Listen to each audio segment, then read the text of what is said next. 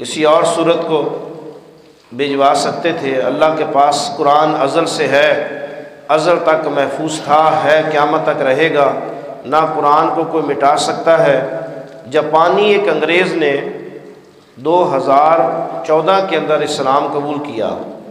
اس نے جب اسلام قبول کیا تو اس نے ایک بڑا خوبصورت ایک اپنی اسٹیٹمنٹ دی ہے، جس نے مراکل آف بکس ہولی قرآن محمد صلی اللہ علیہ وسلم کے اوپر جو یہ قرآن نازل ہوا، اسے کہا ہے کہ اس نے اپنی اسٹیٹمنٹ دی ہے کہ میں کیوں مسلمان ہوا، میں نے کیوں کلمہ پڑھا۔ تو اس نے لکھا ہے کہ میں نے کیا کام کیا کہ جو یہودیوں کی اس وقت سب سے بڑی کتاب ہے اس کا نام ہے تالمود، جسے یہودی سب سے زیادہ مقدس مانتے ہیں۔ کہتا ہے میں نے یہودیوں کی کتاب لی تالمود، پیسے لگائے اور اس کے اندر میں نے جعلی کتاب بنا کے مارکیٹ میں بھیج دی۔ 10,000 کتابیں میں نے جعلی یہودیوں کی مقدس کتاب تالمود کو چھاپا، تبدیلی کی، تحریف کی، من گڑت کہانیاں لکھی، پبلش ہوئیں، امریکہ میں، جاپان میں، لندن میں کتابوں کو بھیج دیا۔ مجھے کسی ایک یہودی نے بھی نہیں کہا کہ اس کتاب میں رد و بدل ہوا ہے، اس کتاب کے اندر تحریف کی ہے، اس کتاب کے اندر یہ واقعہ نہیں تھا، تم نے کیوں لکھا۔ کہتا پھر میں نے انجیل لی، انجیل کو میں نے چھاپا، اس کے اندر من گڑت کہانیاں لکھی۔ انجیل کی 10,000 کاپیاں میں نے مختلف یونیورسٹیوں میں بھیجی، مختلف چرچوں میں بھیجی، مختلف کنیسائیوں میں بھیجی، مختلف پادریوں اور راہب کو میں نے کتابیں بھیجی۔ کسی عیسائی نے مجھے نہیں کہا کہ جی یہ کیا کیا کہ انجیل کو آپ نے بدل کے رکھ دیا۔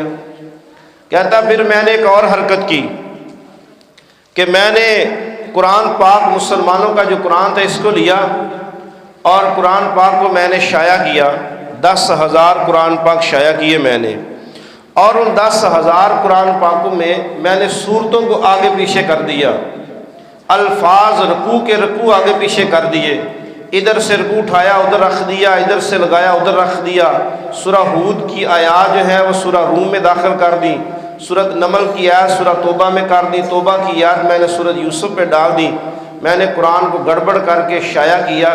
مسلمانوں کی مساجد، مدارس اور اسلامک یونیورسٹیوں میں نے وہ جب قرآن پاک کے نسخے بھیجے، وہ کہتا کہ ابھی میرا نسخہ ایک مسجد میں گیا اور مجھے اسی شام کئی مسلمان کے ٹیلی فون آئے، خط آئے اور تال آئے، ای میل آیا کہ جی آپ نے جو ہمارے قرآن پاک کا جو نسخے تبدیل کیے ہیں، آپ اس سے باز آئیں گے یا ہم اپنی زبان میں آپ کو سمجھائیں۔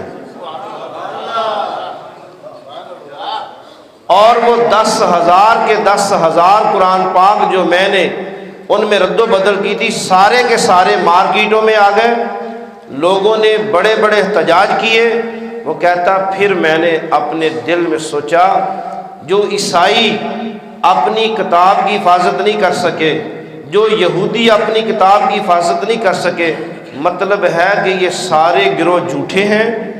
اور وہ کہتا میں خود بھی عیسائی ہوں، لیکن جب میں نے مسلمانوں کو قرآن کے ساتھ محبت، عشق اور جنون دیکھا تو میں فوراً مان گیا کہ واقعہ ہی قرآن جو ہے یہ اللہ کی لا ریب کتاب ہے۔ کہ ایک عام مسجد میں رکھا ہوا قرآن پاک میں نے جو عام بندے نے پڑھا، اس نے کہا یار یہاں تو یہ آیات کا مزہ نہیں آ رہا، یہاں لفظ اور ہیں وہاں اور ہیں، وہ نسخے ملائے گئے۔ وہ کہتا ہے کہ میں نے جب مسلمانوں کو قرآن کے ساتھ جنون دیکھا تو پھر میں مان گیا کہ واقعہ ہی یہ اللہ کا آخری کلام ہے، اللہ کا لا ریب کلام ہے، اس میں کوئی ایک لفظ کا بدل کر نہیں سکتا۔ تو میں نے کلمہ پڑھ لیا، لا الہ الا اللہ محمد رسول اللہ۔ میں اپنے عشق میں اکثر کہا کرتا ہوں کہ یاد رکھیے گا قرآن اور دین اسلام کسی کا محتاج نہیں ہے۔